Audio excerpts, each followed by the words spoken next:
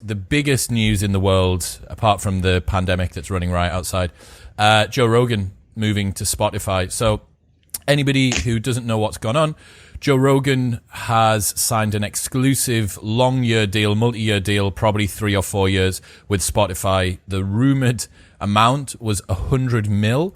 Now, I don't know if that's 100 mil a year or 100 mil total, but either way, it's a significant amount of money. It's the largest amount of money that a podcast has ever been paid for a platform exclusive. And I think that there's probably quite a lot of implications for what's going on here. So I'll give you a little bit of background.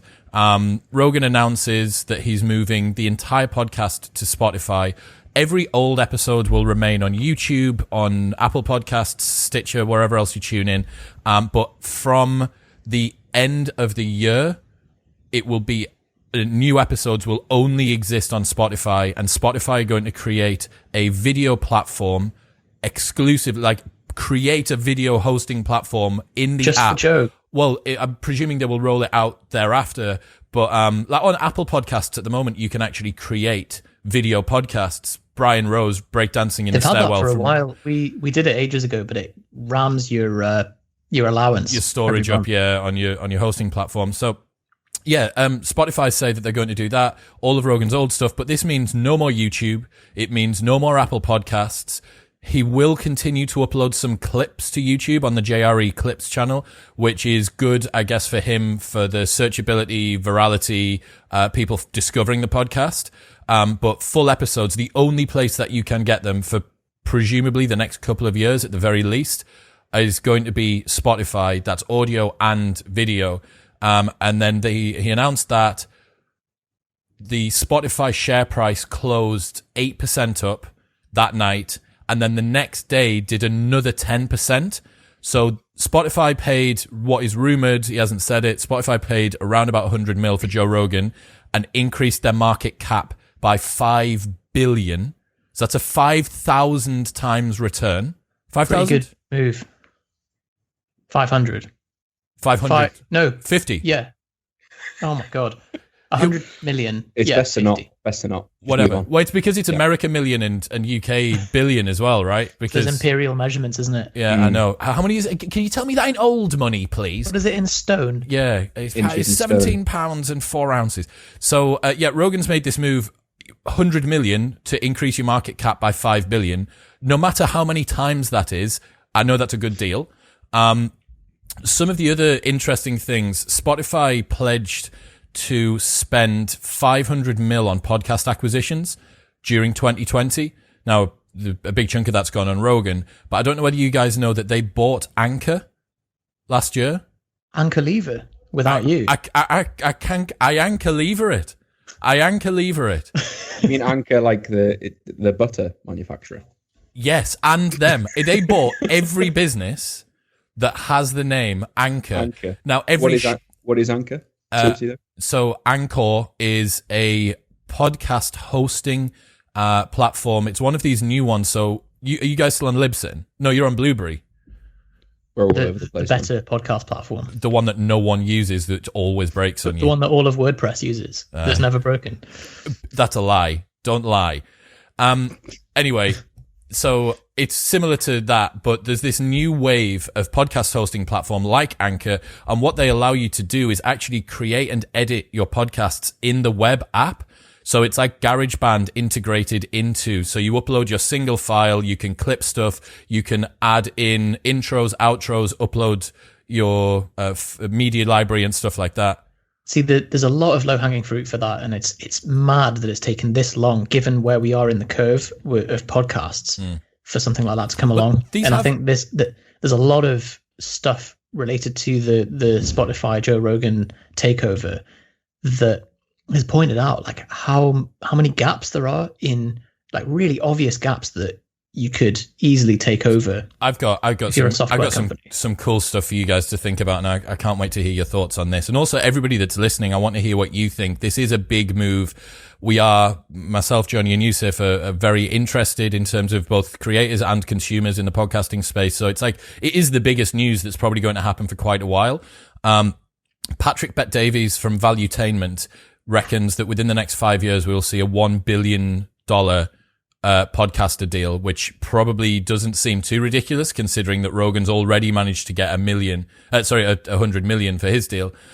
So yeah, what you get with these sorts of hosting platforms like Anchor FM, so to not get too sort of nerdy into it, currently what most podcasts use is the RSS feed. So you upload a file and then that distributes to wherever you're listening to this. So it distributes to Apple Podcasts and Stitcher, and so Spotify actually is one of those. But the way that it works is it has a single file which is hosted, which is unmovable and unchanging, and then that gets sent out.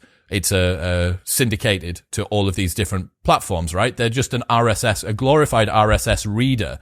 What Spotify is intending on doing now that it's got Anchor as this Anchor lever, now that it's got that as its creation platform, they have started to introduce dynamically targeted ads mid-roll during podcasts. So if you ever listen to True Geordie, this is what I fucking hate. And this is a big implication for people that listen to podcasts, right?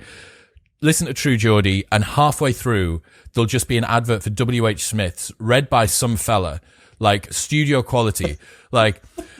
Have you subscribed to your most recent edition of Gardening World? Well, why don't you head over to WH Smith's today and get £5 off with the code TrueGeordie? So man, so this fuck is mid-roll podcasts. Spotify that just can interrupt anyone's podcast and put in their own advert. No, technically no. So what will happen, and this is what I think will happen with Rogan.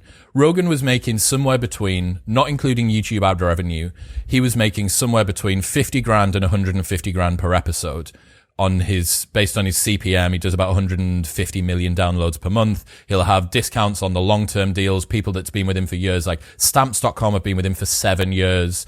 On it won't pay as much because he's a partner there, etc., etc.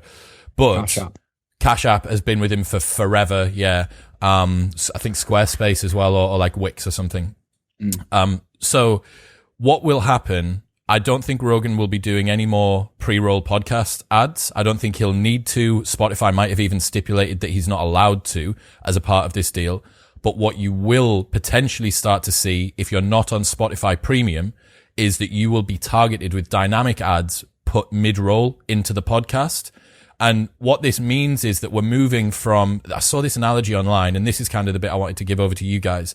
I saw this analogy on the internet where someone said, podcasting at the moment feels like the internet in the early 2000s, before everything was syndicated, before there was Google targeting and tracking pixels and Facebook ads and retargeting and all this sort of stuff, where people were just saying, that looks like the sort of site or podcast that my audience listens to. Because being honest, like, Modern Wisdom is now venturing into this world. We've got every episode now has got a sold out pre-roll ad, and I'm very fortunate. Some of the partners I work with, Aleco, Protein Works, Fitbook, Tailored Athlete, Reebok, like huge Surfshark VPN, big companies that are prepared to pay like great money to be there, but they're just looking at me and going, yeah, you look like, young people. That's what young people like, isn't it? Yeah, give it a bit of the young people. But that's not actually how targeting works. And that's not what advertisers want.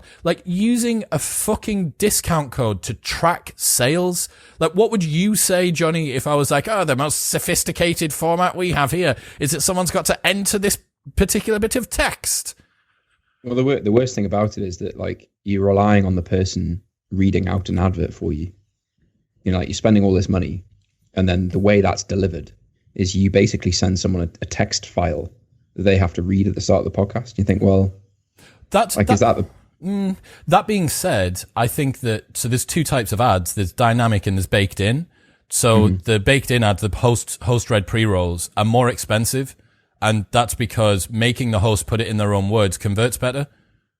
So me saying, this is what I like about the Protein Works because I do. This is why I enjoy the Tailored Athlete. This is why Surfshark VPN gets you access to Netflix's library, or what I use it for, bridges the gap between... it's not so jarring. It's not just a dude talking about W.H. Smith, just like, whoa, what's that? Yeah. The difficulty is that when someone's heard an advert, or even like a baked in thing, as you said, and it's like, oh, remember to go to tim.blog/wealthfront/tim/50. You're like, I'm driving. I'm not going to remember that URL to go and remembered it though. You did. Whatever. I butchered it, but like to come home and also not only remember the URL, but also remember that you even wanted to go and check that out. Whereas if you're on a platform, like you're on Instagram, you'll be interrupted by an advert and you'll just go and click on it straight away and probably leave the platform if it's something you're interested in. So that Spotify might have not only a dynamic ad that gets put in at particular sections throughout the podcast, but then that ad might be matched with some sort of visual link. That's what they do currently, because I think I'm the only one out of the three of us that's still on Spotify. You're the only person in the world that doesn't pay for Spotify, yeah. But you'll have a third-party app, I imagine, that blocks the advert. Spotify. So Yep, there we go. Do you know why I know that? It's because I have just finished the Life Hacks Volume 1 Ultimate Life Hacks list. Over 200 life hacks. Every life hack that we've ever featured. So anything that you do now, I know it. Because I've had to go back through and write a little description of what it is. You get Release Radar, Yusef? Yeah, it's good. What is that? Discover what's Release Radar. It's a curated playlist of stuff that you might like. What the hell? It's actually it's one of the most impressive things about machine learning and kind of algorithms that I've found, because like such a high proportion of the songs in Release Radar I really like, and it's not just like, oh, you like young people music, so I'll put some of the young people stuff in it. It's it's really carefully done. Yeah, I'd like a podcast Release Radar, or like a Discover Weekly. So like Release Radar is like usually it's a selection. So if you think about, like, I know there's maybe a list of podcasts at the moment. People maybe only listen to a few. Take it forward 5 years, people will probably be listening to even more podcasts. If you've got a curated list of like, here are the most popular releases from the podcasts you typically listen to in a list for you to just kind of work through as a playlist. Well, the problem is, Johnny, I need you to put more gain on, bro, if that's all right. The problem is that at the moment, as a advertiser or even as a podcaster, like, I don't really know who listens to this show. I have an idea of who listens to this show based on the Instagram DMs. I can look at the YouTube demos because they go quite in depth, because you got to sign up with your full account, gender, blah, blah, blah, location. But really, you're just like shooting blind and just hoping that the content lands with people. And from a targeting perspective, that's obviously quite a big deal. So yeah, I just think I was originally kind of like, oh God, it's a big change. I don't listen to podcasts on Spotify. I prefer Apple Podcasts because it's native, because it's very, very smooth. Also, losing YouTube and losing the YouTube comments on episodes. Like, I don't comment ever, but I enjoy looking at what goes on, and I like to hear how it lands with other people. But, you know, if Spotify see that and they're able to then create a platform which kind of reflects what's going on there, I guess that could be quite fun. Yeah. The more I think about it, I think the thing I was most sad about was the video, the loss of video. Is my mic okay now, by the way? Lovely. The loss of, like, because I quite like, so for example, like the latest Elon Musk, Joe Rogan podcast, like I've watched the video. I haven't watched the whole thing, but I'm watching the video rather than listening to it. And for some reason, go on. Does this mean that you can only watch the video on Spotify platform, or that you have to pay a premium Joe Rogan subscription to see? No, so you will be able to watch or listen to Joe Rogan for free on Spotify, whether you have Spotify free or premium. However, I think if you don't have Spotify premium, you will be hit with dynamic mid-roll ads. Sure. So I heard rumors that the whole podcast was going to become a premium one. But I don't think that would be in his interest. In his announcement about it, he stipulates that's not what's happening. Right. And it's I think from his perspective, like, he's getting 100 million. I don't think he's thought of this as a big, like, strategic move of the war between iTunes and Spotify and Netflix. I think he's just been like, 100 million. Well, it's like, does that now exceed the value of what I would expect to gain from continuing? Because, like, at the moment, his revenue model is hinged on production, whereas it sounds like with Spotify, like, as long as you are exclusive to us and continue just enjoying, like, doing what you probably enjoy doing most in your life, then here's 100 million. Well, regardless of what you listen on, I know, Yusef, you've kind of moved through a few different podcasting apps, but me and Johnny use Apple Podcasts. No matter what it is that you listen on now, you have to listen on Spotify. So it's quite a big signal from them to just say, look, this is the size of our penis. Our penis is so large. We've taken the biggest podcaster on the planet. Not only have we, because he wasn't even on Spotify. So if you go on to Spotify now and search Joe Rogan, he hasn't got a single episode except for the new trailer, which is like just a audio version of the announcement that he made on Instagram. And like for them to say, not only they've gone from 0 to exclusive. Yeah, 100%. Yeah, and that is a huge move. Now, from my side, again, thinking about the fact that we're starting to slowly monetize this podcast and dealing with partners that I really love, like Joe's just told the world how much value is in podcasting and podcasters. Like every podcaster that's listening, whatever you're currently charging for your CPM, like treble it, because Rogan's just said that he's worth 100 million and made Spotify 5 billion in 2 days. It's a very smart move from Spotify. It's huge. Very much. So clever. I wonder whether Apple did a counter bid or if they were just like, oh, bollocks, like we've just lost Joe. I can't see them doing it, man. I don't think they care. I could see him going to YouTube, speaking to Google and saying, look, I'm potentially leaving. What do you want to do? But he keeps on getting censored on there. So for instance, he can't stream other people's content. You know, he's always like, Jamie, don't put that up, we'll get taken. Or Jamie's always like, don't put that up, we'll get taken down and stuff like that. Yeah, YouTube are brutal. And they just don't care because even Joe Rogan is just such a small proportion of their total traffic. They're just like, whatever. It's people, isn't it? Yeah, but I'm surprised about Apple not throwing their hat in that ring because, so I just got a year of Apple TV for free. And Johnny's mentioned how they've really like thrown in some really high profile actors and just plowed budget into their stuff to really try and like catch up with Netflix and with Amazon TV. What was it called? Amazon Prime TV or something. Like, so they're really aggressively diving into these spaces, and for them to just lose someone exclusively to Spotify when there's this constant, you know, the back and forth court cases that Spotify and Apple have where they're Spotify not letting wouldn't them allow use Siri and stuff like that. Yeah, so because like, how do you listen to Spotify? You have to open the app. You can't just be like on what though? An Apple device. So like they don't care. Yeah, just, like when you own the infrastructure that Spotify needs, like it doesn't really matter what Spotify do. Like if they get Joe Rogan, like, oh, brilliant. Cool. And when you're making, what was the figure I sent you? 10 billion in whatever that stat was. Yeah. In AirPod sales, mate. Like, wrap your head around that figure. So you're listening to Joe Rogan on Spotify on your Apple iPhone with your Apple AirPods. So they're just thinking, fuck, Apple have really missed an opportunity here. Like, and one day they could just be like, "Oh, sorry, Spotify's broken on Apple iPhones now. Oh, what a shame. Oh, you're gonna have to use." Joe! It's the guy sat in the rocking chair in the corner smoking a cigar while everyone else has an argument, isn't it? It's just like wins regardless. Yeah, and then he just does that. He just does this and just goes like that, and then his driver comes over, and then he leaves. Just puts his hand in the air, just one finger in the air, raises it, and then he departs, and everyone knows when he leaves, the entire building and everyone else disappears. Conversation's over. Yeah, exactly. Game is over. Okay, so that's my thoughts on Rogan, man. Like, I was real hesitant when it first happened, and I put a story up that got, I don't think I've ever had so many replies, like hundreds of replies to me being sad about Joe Rogan changing. Main reason I was sad was because he promised he'd never go platform exclusive on the show.